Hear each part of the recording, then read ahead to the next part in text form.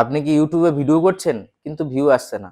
তাহলে আজকের ভিডিওটা সম্পূর্ণ আপনার। আজকে আমি শেখাবো এসইও কি, কিভাবে কাজ করে, কি করলে ভিডিও বেশি মানুষের কাছে পৌঁছায়। প্রথমে বুঝে নিন এসইও মানে ট্যাগ না, এসইও মানে এমন ভিডিও করা যাতে ইউটিউব বোঝে এই ভিডিওটা কার জন্য। আজকে আমি এমন 5টা পয়েন্ট বলবো, এই 5টা পয়েন্টে যদি আপনি কাজ করতে পারেন তাহলে ইউটিউবে গ্রো করে আপনাকে কেউ ঠেকাতে পারবে না।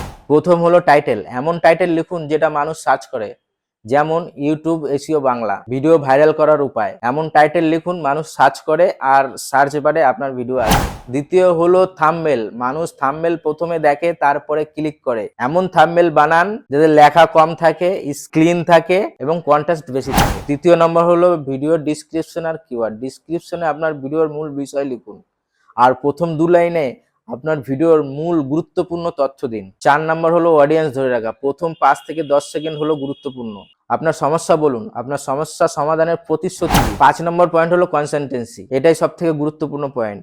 একটা ভিডিও দিয়ে ফল আশা করবেন না। কাজ করতে থাকুন, ডেটা দেখুন, উন্নতি করুন। মনে রাখবেন ভাইরাল হওয়াটা লক্ষ্য নয়, ভিডিওটা যেন মানুষ পুরো দেখে। ভিডিওটা ভালো লাগলে লাইক, কমেন্ট, সাবস্ক্রাইব করতে ভুলবেন না।